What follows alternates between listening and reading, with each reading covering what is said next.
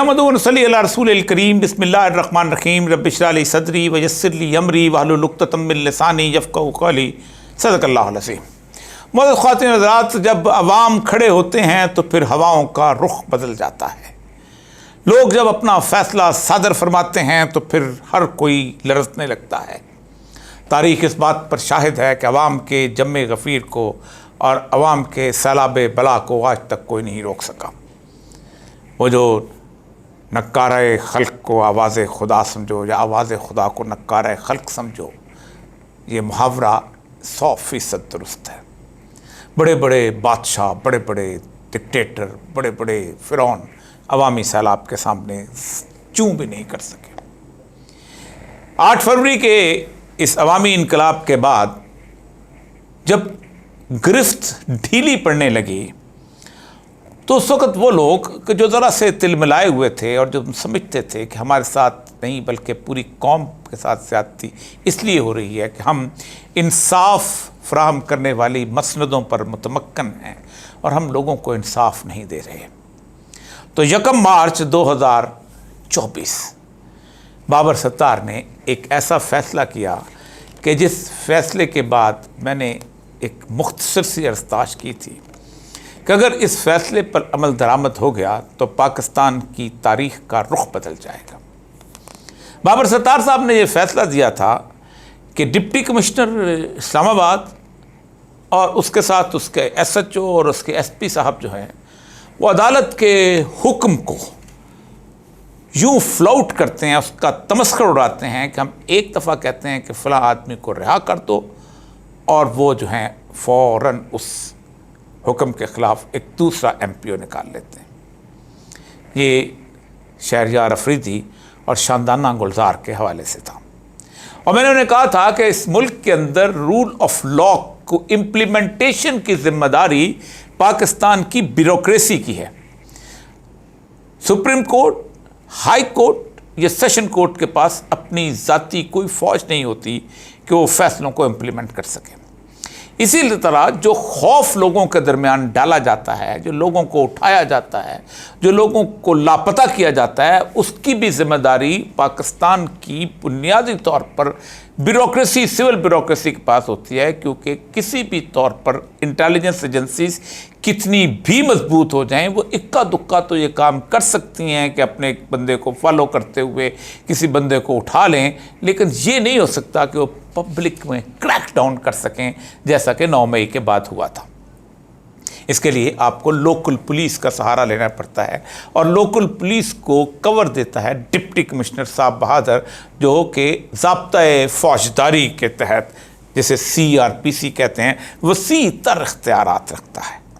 और ख़ास तौर पे इस्लामाबाद का डिप्टी कमिश्नर, क्योंकि वो ऐसा डिप्टी कमिश्नर है कि पूरे पाकिस्तान में नाज़म आ गए थे, ये लाडला जो है इसको नहीं बदला जा सका, इसकी कुव्वत और ताकत को वैसे ही रखा गया। अवाम के लिए नाज़म और अशराफिया के लिए डिप्टी कमिश्नर। तो उन्होंने ये सज़ा सुनाई थी 1 मार्च को 6 माह की कि इनको सज़ा दे दी जाए और साथ कहा था कि आप अपील कर लें। लेकिन मैंने कहा था कि अगर ये 2 कौवे भी लटका दिए गए तो फिर किसी को जुर्रत नहीं हो सकेगी कि वो आइंदा अपने कैरियर को दांव पर लगाने के बाद किसी भी तौर पर आगे अपने ये अहकामात को मान सके, क्योंकि उनको फिर बचाने वाले भी जो होते हैं वो इतना खुलकर सामने नहीं आ सकते।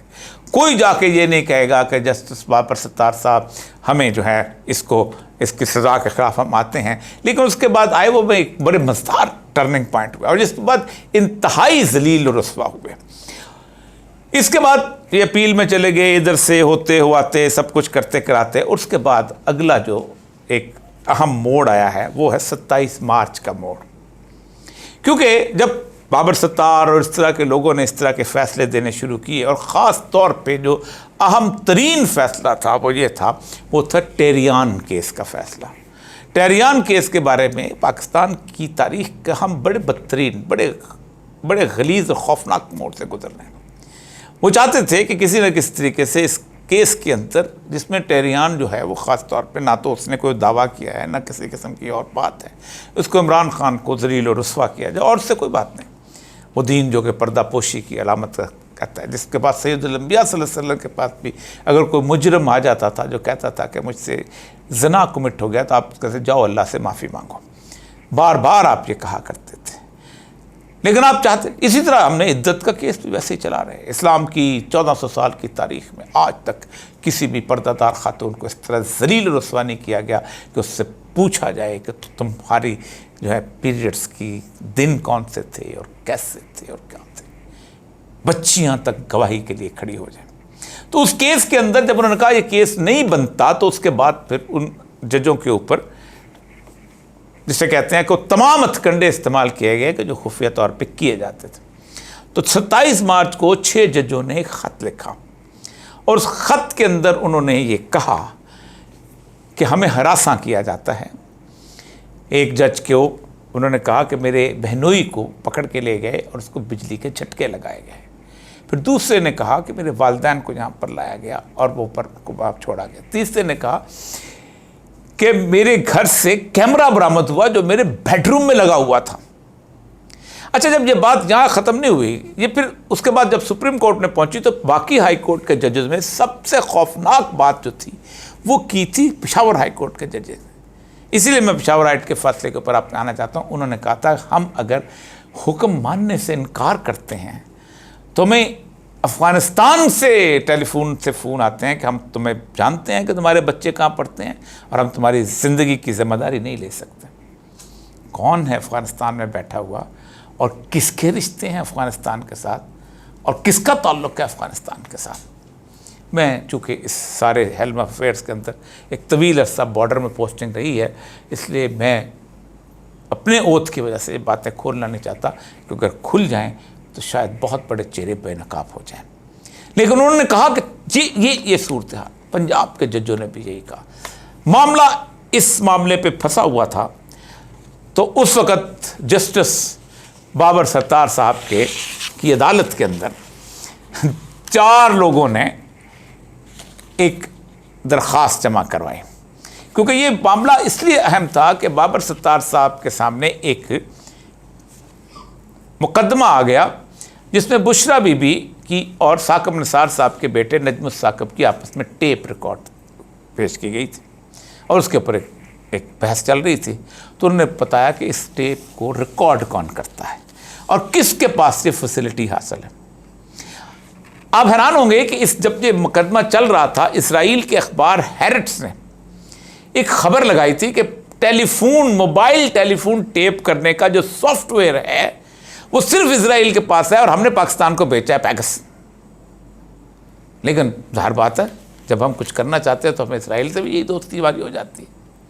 تو ایسے موقع کے اوپر انہوں نے جب یہ بحث چل رہی تھی تو اس وقت ان کو ہراساں جب کرنا شروع کیا، تو جب انہوں نے یہ خط لکھا تو ان 4 بڑی آرگنائزیشنز نے، ایک FIA، اس کے بعد دوسری جو تھی وہ تھی پیمرا، تیسری اس کے ساتھ تھی FIA IB، اور چوتھی اس کے ساتھ میں ابھی آپ کو اس کی وہ آخری شیٹ جو ہے وہ پڑھ کے سناتا ہوں.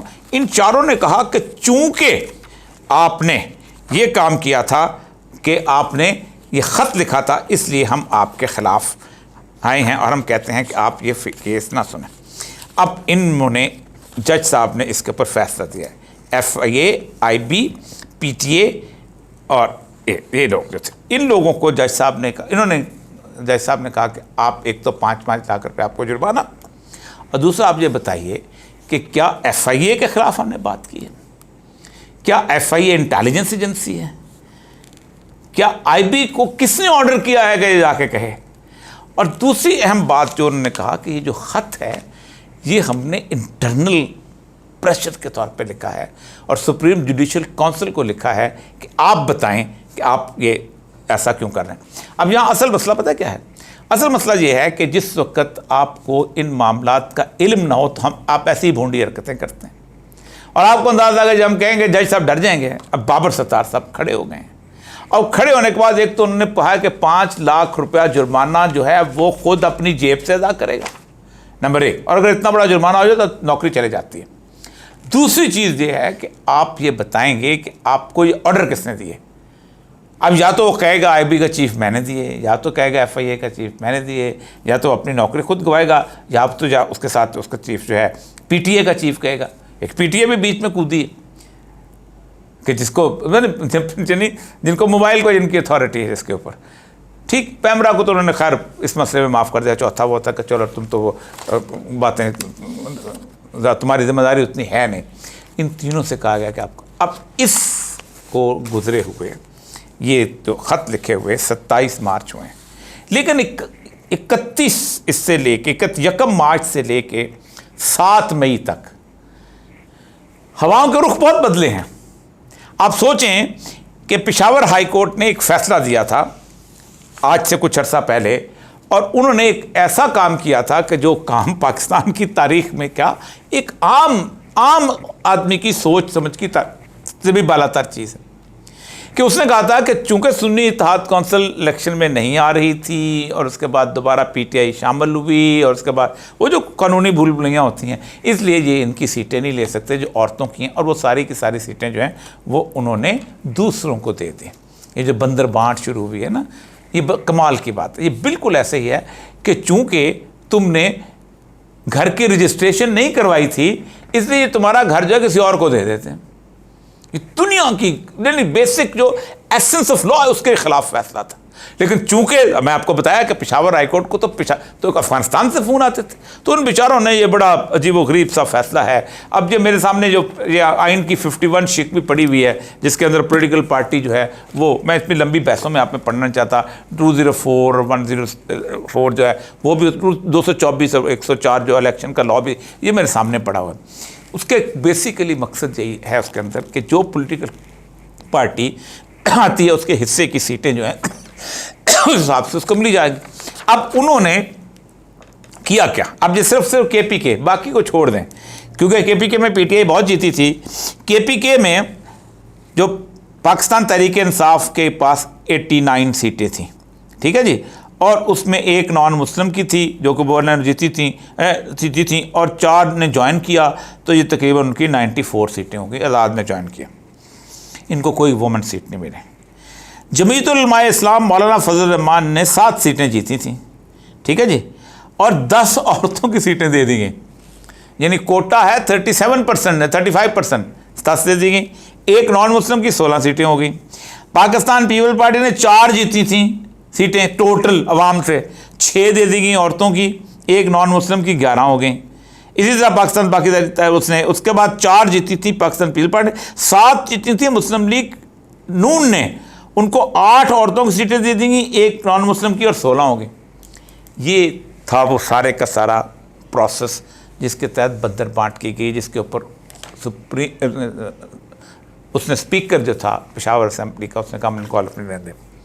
آج ٹھیک 67 دن کے بعد پاکستان کی سپریم کورٹ میں یہ کیس لگا, اور اس کیس کی صرف میں پروسیڈنگز آپ کو سناؤں تو آپ حیران ہوں گے کہ ہوا کا جب رخ بدلتا ہے تو پھر کیا ہوتا ہے. جسٹس منصور علی شاہ صاحب جو ہیں انہوں نے جب اس فیصلے کے بارے میں بات کرنے شروع کی تو انہوں نے کہا کہ آرٹیکل 50 کہ آپ مجھے یہ بتائیے کہ جماعت کے رجسٹر سیاسی جماعت ہے, پی ٹی آئی ایک رجسٹر سیاسی جماعت ہے لیکن اس نے صرف الیکشن میں حصہ نہیں لیا, تو کیا وہ رجسٹریشن سے ختم ہو جائے؟ آزاد ارکان کو کتنے نے یہ انہوں نے پوچھا. انتخاب یعنی آپ کہتے ہیں اگر کسی سیاسی جماعت کے پاس انتخابی نشان نہیں ہے تو کیا اس کے امیدوار نمائندگی کے حق سے محروم ہو جائیں گے؟ پھر منصور علی شاہ صاحب نے یہ طلب ملنا تھا. منصور علی صاحب نے کہا سیاسی جماعتوں کے درمیان مخصوص نشستوں کی تقسیم کس فارمولے کے تحت ہوتی ہے؟ سیاسی جماعت کیا اپنی جیتی ہوئی سیٹوں کے ساتھ مخصوص سیٹیں لے گی یا زیادہ بھی لے سکتی ہے, جیسے آپ نے بندر بانٹ کر دی. پھر کہا منصور علی شاہ نے کہ بچی ہوئی نشستیں انہی سیاسی جماعتوں میں تقسیم کی جائیں گی. ہمیں پبلک مینڈیٹ کی حفاظت کرنی ہے. اصل مسئلہ پبلک مینڈیٹ کا ہے. مینڈیٹ پی ٹی آئی کو ملتا ہے, آپ سیٹیں دے دیتے ہیں مولانا فضل الرحمان کو اور مسلم لیگ کو اور پی ٹی آئی کو, اس کو پی پی کو. پھر منصور علی شاہ نے کہا یہ کیسے ممکن ہے کہ کسی کا مینڈیٹ کسی اور کو دے دیا جائے؟ اور پھر جسٹس رحمۃ اللہ نے کہا کہ ایک بڑی سیاسی جماعت کو اس کو انتخاب سے محروم کر دیا گیا. پھر انہوں نے کہا جو کام ڈائریکٹ نہیں کیا جا سکتا وہ انڈائریکٹ بھی نہیں ہو سکتا. اگر ڈائریکٹ آپ جو ہے کسی دوسرے کی سیٹیں نون لیگ کو نہیں دے سکتے تو انڈائریکٹ جناب حضرت قبلہ سکندر سلطان صاحب وہاں بھی نہیں دے سکتے. تو آج انہوں نے یہ فیصلہ معطل کر دیا اور اس وقت وہ تمام ارکان 77 ارکان جو تھے پنجاب اسمبلی کے, قومی اسمبلی کے, وہ ختم ہو گئے. یہ کیوں ہوا ہے؟ اس کی بنیادی وجہ یہ ہے کہ اب لوگوں کے مزاج کا لوگوں کو اندازہ ہو گیا ہے۔ پاکستان میں کوئی سپریم کورٹ کا چیف جسٹس ہو، ہائی کورٹ کا چیف جسٹس ہو یا جج ہو، کوئی کمشنر ہو یا ڈی آئی جی ہو، کوئی جرنیل ہو یا کوئی اور ہو، وہ اس معاشرے میں اٹھتا بیٹھتا ہے۔ اس کے بچے ہیں، اس کے داماد ہیں، اس کی بیوی ہے، اس کے رشتہ دار ہیں، وہ دکان پہ جا کے سودا سلف خریدتا ہے، وہ بازار میں گھومتا پھرتا ہے، وہ کلب میں اٹھتا بیٹھتا ہے۔ اس کو نہیں پتا کہ لوگ اس سے کتنی نفرت کریں گے اگر وہ فیصلے اس طرح کا کریں۔ ایک ہوا ہے جو پاکستان کے 8 فروری میں پاکستان کے عوام نے کریٹ کی، لیکن اس ہوا کے دوران پاکستان کی پوری تاریخ کا شاید سب سے بڑا مجرم وہ شخص ہوگا کہ جس نے پاکستان تحریک انصاف سے بلے کا نشان چھین کر یہ پاکستان کی پوری سیاسی تاریخ کے اندر ایک ایسی اتھل پتھل پیدا کی ہے کہ جس کے اندر لوگوں کو پاکستان کے عدالتی نظام سے اس سے توقع اٹھ گئی۔ آپ سوچ سکتے ہیں کہ چھوٹی چھوٹی کیسز کے اوپر بھی لوگوں کو عدالت کے ساتھ توقع ہوتی تھی کہ ہمیں انصاف مل جائے گا۔ بے شمار جگہ ایسا ہوتا ہے، کہیں ملتا ہے کہیں نہیں ملتا، وکیل زور ہوتا تو مل جاتا ہے، نہ وکیل زور ہو، جج نیک ہو تو مل جاتا ہے۔ لیکن جب سپریم کورٹ کا چیف جسٹس اس طرح کا فیصلہ کرتا ہے اور اس سے صرف 3 دن کے اندر اندر 12 کروڑ ووٹر ووٹ دینے جا رہا ہوتا ہے اور وہ چیف جسٹس کے فیصلے کے خلاف اپنے آپ کو مضبوط بند باندھتے ہوئے کبھی یہ نشان یاد کرتا ہے، کبھی یہ نشان یاد کرتا ہے، کبھی واٹس ایپ پہ اس کو بھیجتا ہے، کبھی واٹس ایپ پہ اس کو بھیجتا ہے، تاکہ ایک تصور دیا جائے کہ ہم تمہارے اس فیصلے کے خلاف متحد ہیں، اور وہ فیصلہ آپ کے منہ پر تماچے کے طور پر مار دیا جاتا ہے اور پوری قوم اس فیصلے کو شکست دے دیتی ہے۔ تو پھر اس کے بعد مجھے اس وقت صرف جسٹس قاضی فائز صاحب سے خاص طور پہ ریکویسٹ کرنی ہے کہ آپ کے پاس وہ ریویو موجود ہے۔ اگر آپ اس وقت اپنی اس غلطی کو مان کر اس فیصلے کو ریورس کریں گے تو تاریخ میں عزت سے آپ کا نام رہ جائے گا، ورنہ جسٹس منیر سے لے کے آج تک عدلیہ پر انگلیاں اٹھانے کے لیے فیصلے بھی موجود ہیں، جج بھی موجود ہیں اور تاریخ بھی موجود ہے۔ تاریخ میں زندہ رہنے کا موقع کبھی کبھی ملتا ہے، کبھی کبھی میسر آتا ہے۔ آپ میرے شہردار ہیں، میں ایک مدت سے آپ کے اور آپ کے خاندان کو جانتا ہوں۔ آپ یہ فیصلہ کریں گے تو شاید آپ کے گناہوں کی پاداش کم ہو جائے اور یہ قوم آپ کے اس فیصلے کو معاف کر دے۔ وآخر دعوانا الحمدللہ رب العالمین۔